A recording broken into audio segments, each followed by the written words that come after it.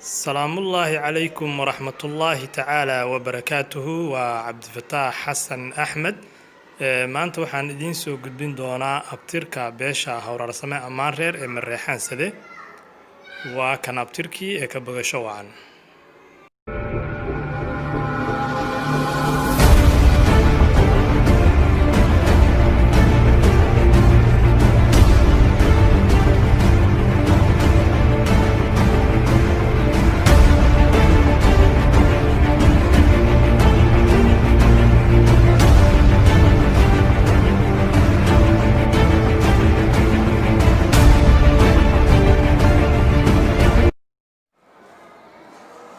بسم الله الرحمن الرحيم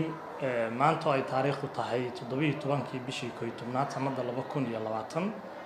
waxaan halkan idinku soo gudbin doonaa abtirka beesha hawrarsame ammaan reer la socdo hawrarsame wuxuu dhalay laba wiil oo kala ah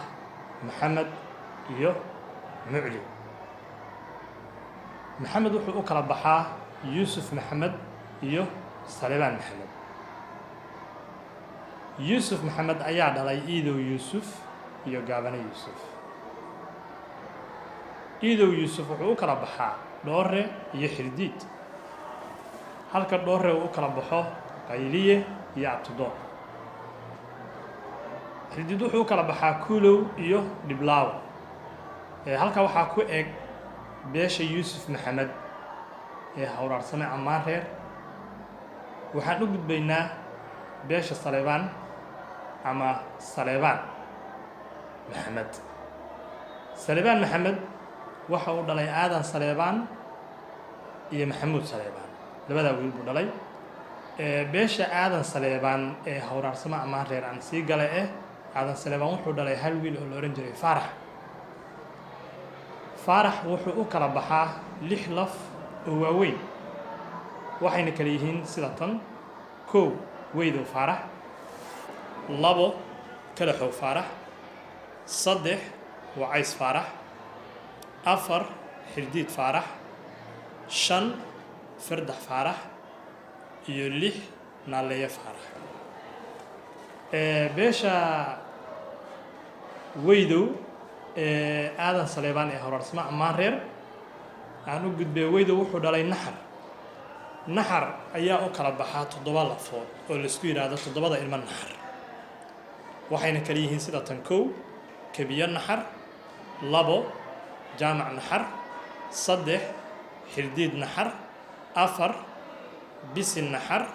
shan cilmi naxar 6 guuleed naxar 7 madoobe naxar halka ayana waxaa ku eg beesha aadan salebaan hawrarsame ammaan reer la fii waaweyna waxaan u gudbayaa beesha maxamuud salebaan ee hawrarsame ammaan reer maxamuud salebaan wuxuu dhalay bah baasle iyo bah samey bah baasle waxay u kala baxaan hagar faarax xalaaliye faarax iyo cabdalle maxamuud halka bah samey iyana ay u kala baxaan reer cadaawe reer cigaal iyo reer afgaduud intaa waxaan kusoo afmeeraynaa abtirka beesha hawrarsame ammaan reer la fii waaweynaa